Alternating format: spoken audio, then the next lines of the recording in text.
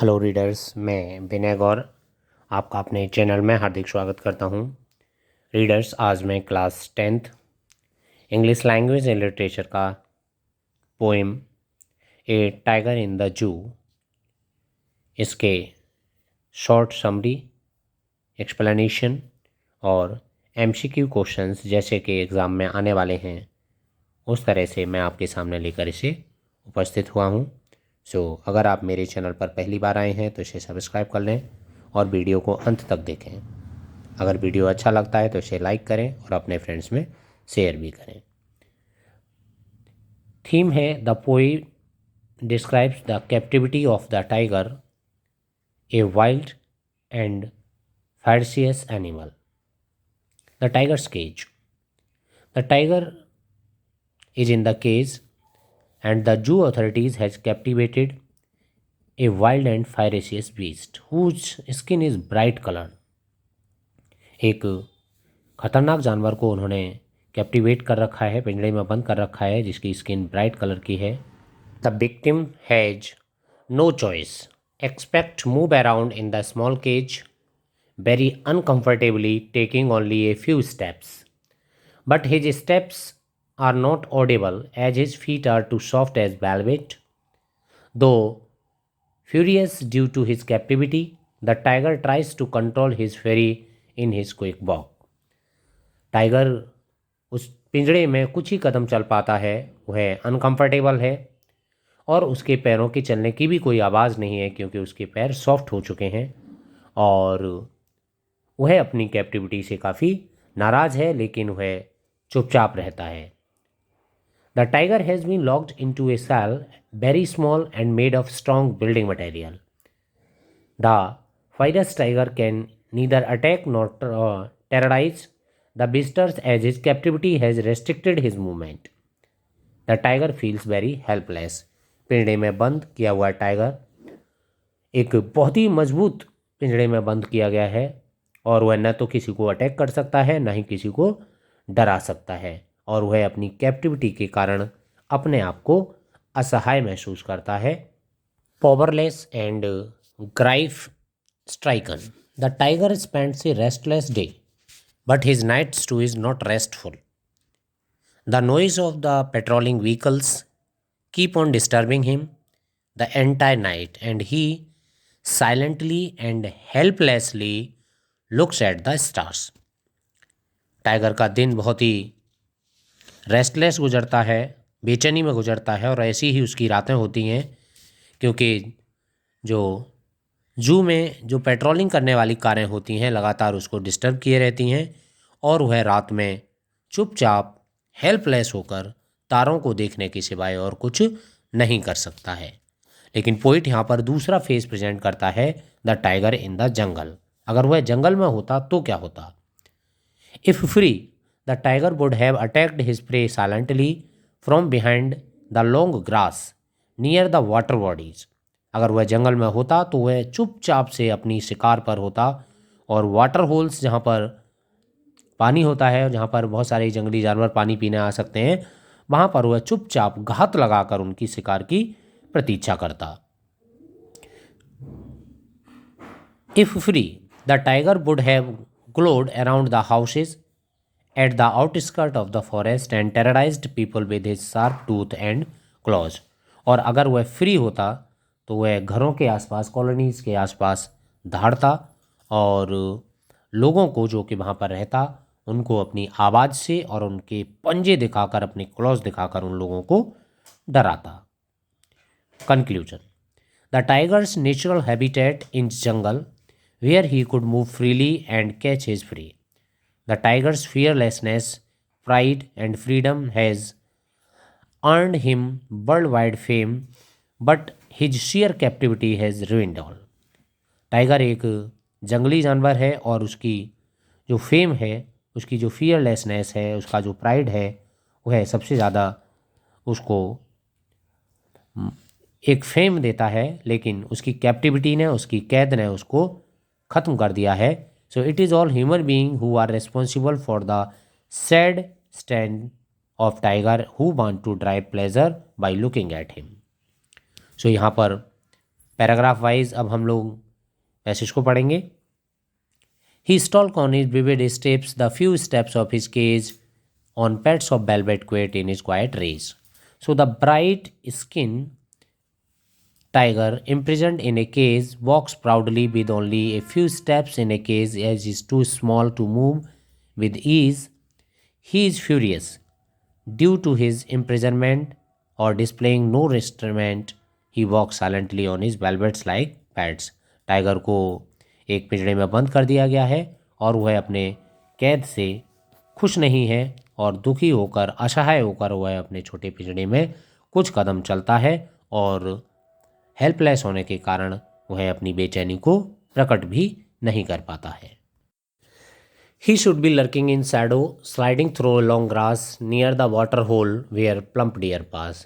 अगर वह फ्री होता, आज़ाद होता तो वह जंगल में होता, तो वह लंबी घास के पीछे छुपकर और जहाँ पर हिरन जो हैं पानी पीने के लिए आते हैं वाटर बॉडीज़ के पास, वहाँ पर छुपकर वह चुपचाप से उनकी शिकार करने की प्रतीक्षा करता। तो ये दो पैराग्राफ थे। पहले पैराग्राफ में बताया गया है कि चमकदार स्किन वाला टाइगर, उसको प्रिजन कर दिया गया है, उसको कैप्टिवेट कर लिया गया है और उसे एक छोटे पिंजड़े में बंद कर दिया गया है जहाँ पर वह कुछ ही कदम चलता है।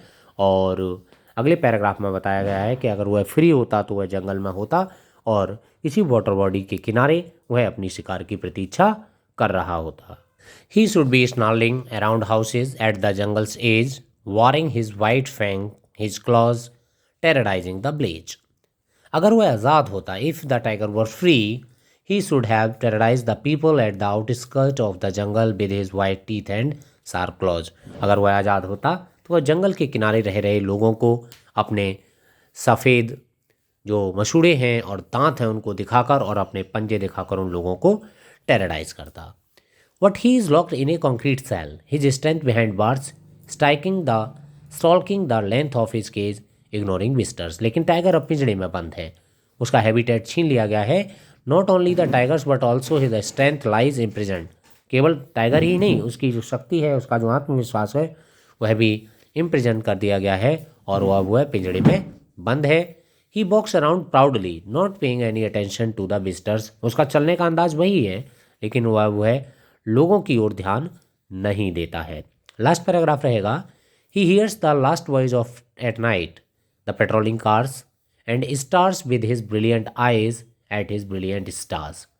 वह रात को जो पेट्रोलिंग कार्स हैं, जो जू के रहने वाले कर्मचारी हैं, वो पेट्रोल करने आते हैं, गश्त करने आते हैं, रात में पहरा देते हैं, उनकी कार की आवाज़ें सुनता है और बेचैन होकर जग जाता है और वह अपने पिंजड़े में कुछ नहीं कर सकता।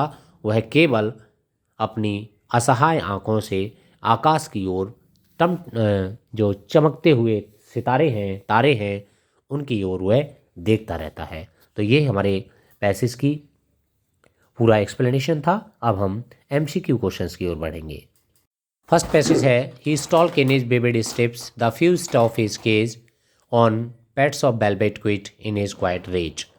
He should be lurking in shadow, sliding through long grass near the water hole where plump deer pass. So वह अपनी चमकदार कलर्स में अपने पिंजड़े के कुछ कदम चलता है, लेकिन वह गुस्से में है, लेकिन क्वाइट है, शांत है। और अगर वह आज़ाद होता इस समय तो वह लर्किंग इन द शैडो मतलब छाया में कहीं चुपचाप दबे पांव चल रहा होता, लॉन्ग ग्रास में चल रहा होता, वाटर होल के किनारे जहाँ पर के डियर पानी पीने आते हैं। सो फर्स्ट क्वेश्चन है, on pads of velvet quiet means, इसका क्या मतलब है? The tiger has velvety paw, there is a velvet carpet in his cage, the tiger is walking quietly because of his velvet soft paw, all of the above. So इसका correct answer रहेगा option number A, the tiger has velvety paws. उसके जो पंजे हैं उनमें इस तरह की सॉफ्ट गद्दियाँ हैं जो कि वेलवेट जैसी हैं और उनसे कोई भी आवाज़ नहीं होती है। सो करेक्ट आंसर रहेगा option number A. Move on next question. Next question है, what should be the poet mean by he should be lurking in the shadow. इसका मतलब क्या होगा? 3 ऑप्शन दिए गए हैं, पहले हम उसको पढ़ेंगे फिर हम करेक्ट आंसर निकालेंगे। The tiger should be in the jungle hiding the shadow, ठीक है। The tiger should be hide behind the long grass, ये भी ठीक है। The tiger is like a shadow in is dark, तो ये गलत है। सो करेक्ट आंसर रहेगा the tiger should be lurking in a shadow, तो करेक्ट आंसर यही रहेगा, he the tiger should be hide behind the long grass, option number 2। तो rhyming scheme पूछा है, rhyming scheme of the extract, तो rhyming scheme बिल्कुल clear है इसका, ए बी। नेक्स्ट है select the option which displays an example of his in quiet rage. In quiet rage जो है यहाँ पर ऑक्सीमोरन भी है, गुस्सा है, शांत है, तो ऑक्सीमोरन भी है, तो आपको सेलेक्ट करना है correct option. He just required an injured puppy and tending to his bound, ये भी गलत है। Afterwards they describe the emotions in suppressed anger, fear and fury, the fact that people could behave in manner, feeling secured he could have wrong, preventing the increased number of vulnerable interruptions from the setting up in a business, new research claim, and he had gone further to the end of innkeeper field when to his he found the road forked. So correct answer रहेगा quiet rage, he just rescued an injured puppy and is tending to its bound. Correct answer A. Choose the option which shows the contrast of the poem between the first 4 lines and the last 4 lines. तो इस poem में contrast बहुत ही clear है, life in a cage between life in the jungle, life in zoo and life in a blaze, life in a blaze, life in a cage and life in the city and life in the jungle. So correct answer रहेगा इसका, एक tiger का contrast किया गया है, life in a cage and life between in a jungle, option number A इसका correct answer है। Next paragraph है, read the given extract to attempt the question that follows, he should be snarling around houses at the jungle's edge, baring his white fang his claws terrorizing the blaze. तो rhyming scheme बतानी है, so वही correct answer रहेगा इसका, rhyming scheme A B है, option number A इसका correct answer रहेगा। Next question है, what does the word snarling means. Snarling का क्या मतलब है, growling, shouting, attacking and jumping. So snarling का करेक्ट मीन्स रहेगा growling, option number A. Next question है, onomatopoeia is using words which denote sound. Onomatopoeia जो होता है वो साउंड को रिप्रेजेंट करता है, फिगर ऑफ स्पीच है। Find the word in the extract which denotes onomatopoeia. So ओनोमोटोपोइया किस में आएगा, terrorizing, baring, white fang and snarling. So correct answer रहेगा स्नार्लिंग, ऑप्शन नंबर डी। और when is the tiger suppose to snarl around the houses, वह घरों के बाहर कब टहलना, कब उसको समझा जा सकता है, when he is in the cage, when he is in the jungle, when he is free.